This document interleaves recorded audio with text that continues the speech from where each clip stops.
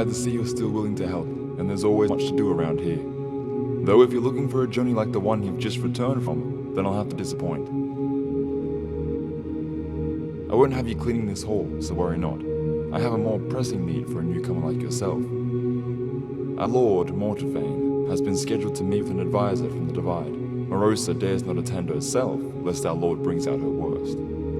So this small conference will be our opportunity to mount pressure on Mortafane, such that he'll forego his tyranny for a moment, bringing even further opportunity for reform.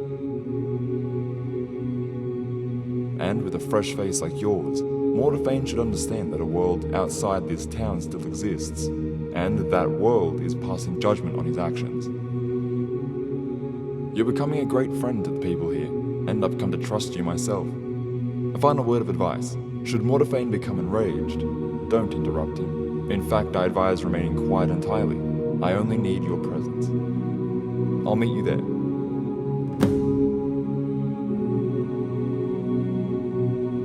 Good fortunes. Hi there.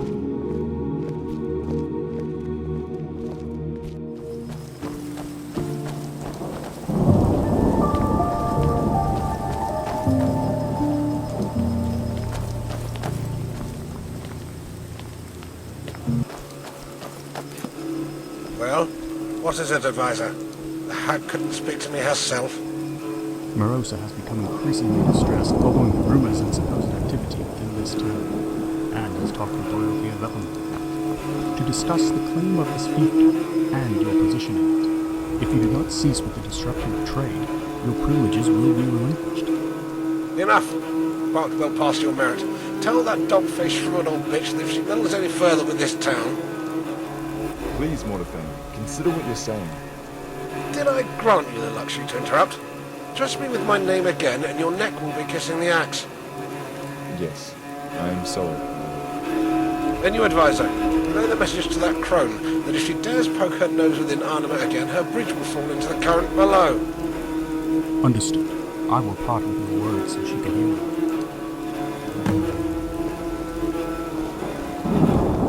Can't wait to get out of this old dung-pit town. We meet again. How fare you? Exactly what I expected. An attempt to squeeze blood from stone. Mortafane, in all his wisdom, has deemed it fit to sever ties with our neighbours. Now we wait for Morosa's response. And be assured it will not be pretty. All these years, and our Lord has become even more bitter. He'll never forget what happened all those years ago. Was it her death? Or is it the state of this town? Both? Quiet! Have the sense not to call for such sabotage while we're watched. Though your proposition brings another idea. Rumors have stirred about an important individual, a descendant of Mados, and from what we know, he resides not too far from the kingdom's capital. The hamlet nestled to the west of us, called Tabandra.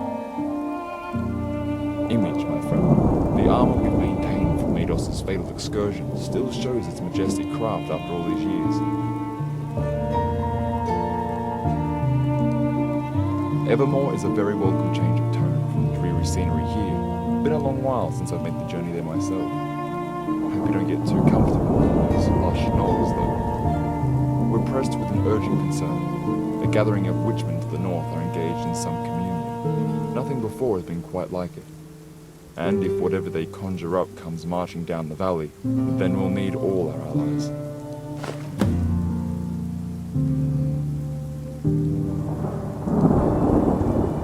In any other circumstance, I would have directed you to a duty more befitting your skills.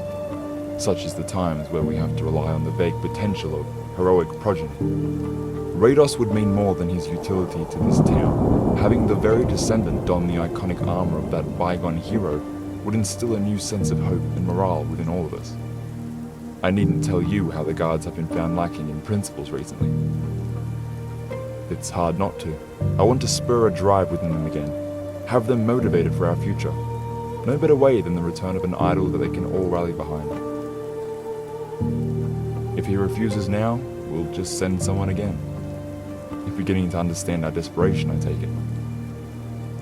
We have ways of coercing people, and no, I'm a priest, and wouldn't tread the path of violence just to intimidate innocents into doing my bidding. I will show them our plight, and hope that some facet of their conscience would concede. Good fortunes.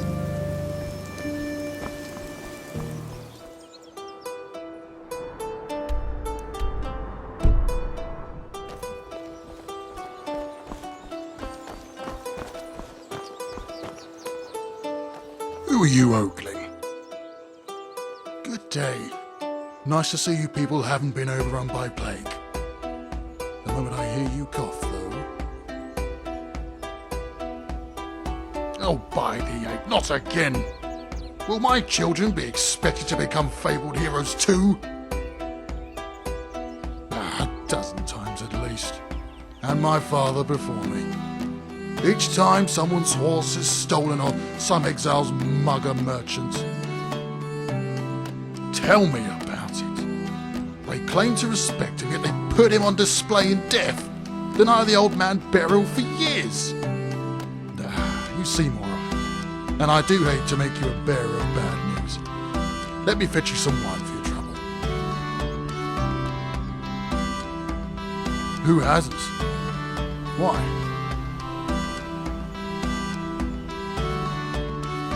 Magic. That actually sounds worthy of Mados. You know what? You're right. Last thing I want is to go down in history as Rados, twice as tall and twice as yellow as any. I'm in, friend.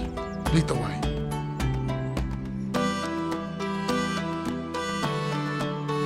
That's simple. There was no Reach before that. The Reach is, and always has been, its people. And the Reachmen haven't had a calm night in centuries. Orcs, Witchmen, Nords and Bretons. And it's not like the Bretons themselves get along. You wish. There's a bleeding mess of a kingdom next to ours called Wayrest. And some 14 years ago we went to war with it. King Uta, also called the Owl. Nay, his cheeks. Well, Uta had some beautiful daughters, you see. Each one from a different queen, and King Sigmain was quite fond of one of them, something Uta wasn't too fond of himself. In the span of 2 weeks, more than 1,000 men were dead on both sides. Such was the war over a princess's canny. Not when she's 9 years of age.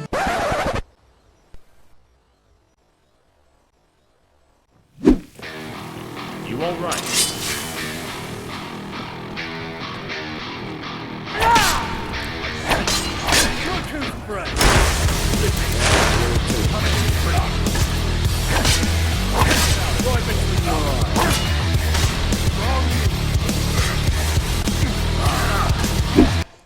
Damn near cost his majesty his head.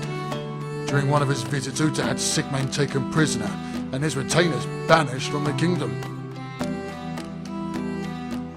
Aye, some weeks later. Small wonder he wanted to see Wayrest go up in flames after such humiliation. I was levied 3 days after, and a week later, the army was well on the move towards Wayrest. Must have looked weird back in Evermore. Couldn't do it before, so many of his own men were slaughtered, it seems. Funny thing is, I've always hoped to visit the city of Wayrest as a child. Now I'm partly to blame that I never will. Nasty is the word that comes to mind. We were outnumbering them 6 to 1, but the skirmishes were so fierce, our Venturiers had set the countryside ablaze with their spells. Those were windy months, so by the time my unit had reached the city of Wayrest, the smoke was everywhere. And let me tell you, war is hard enough even when you can breathe.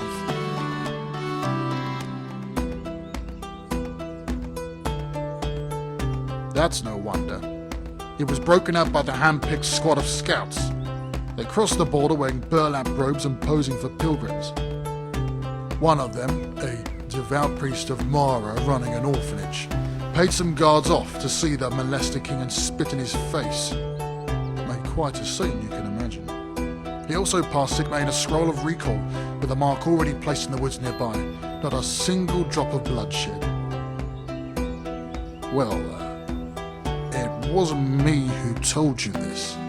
but a certain scout commander from Arnima kind of came up with the whole plan. Wasn't me who told you, friend. Well, I wasn't planning on leaving my friends, you know. I was leaving the town Ravenspring had become.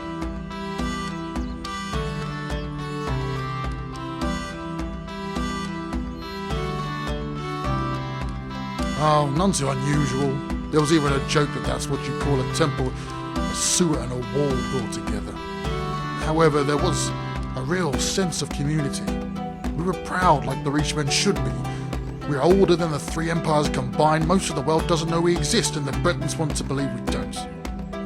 Back then, Mortarvane seemed like the finest lord that place had ever seen. Strict but fair, blunt but honest, a terrific swordsman on top of that. Well, the siege of Ravenspring had changed it all. Those 2 months broke some in ways healers could do nothing about. The hero's death, the doom of Grey Belmore, the bodies mounted on the pikes. My father couldn't handle Mados's demise. Took to the bottle, and in the following years there wasn't much left of him. And Mortarvane had lost his wife. That alone had made a man once called Maid of Iron fearful for his life, secretive, cruel. And soon he had the bodies on the pikes make a return. This new Mortarvane could have been Maid of Iron, all right. So many he had put to death with it. Anyone could be accused of treason and put to death, neither painless nor swift. So the people were afraid of gathering or even talking too loud. We felt like we were living on borrowed time. No one dared speak up against the Lord, but by that time he was so severely paranoid he needed an excuse rather than a reason. And all of it under the watchful dead eye of old Meadows, roasted like a deer carcass. It was sickening. So I left. Simple as that. Some would say I should have tried to be the big damn hero. Jack has had a plan already, no doubt, but it's the soul of the town that was gone, and bringing that back is no task for a blade. And that's the end of my story so far. As always, you friends. All right.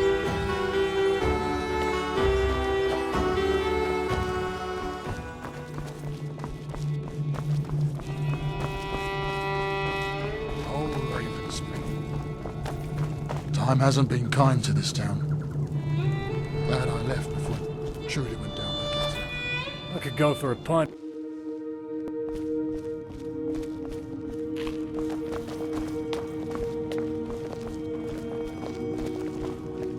Get on with it. We meet again. How fare you? Watch Good it. day. You've succeeded where many of those who came before had failed. I was right in sending you. Must have made a strong argument for a man to leave the safety of the West for the chaos here. Just like Mados then. It may be that we rekindle the fighting spirit here, make us strong again. And who better to lead the way than you two heroes? Humility is a valuable trait. Cherish it. Yet, for what's to come, a humble hand cannot suffice. We need you to be strong. The Witchmen have struck terror into us Reachmen. But you are not a Reachman. Unburdened by our faults and fears, you're exceptional. I'll pray for your victory.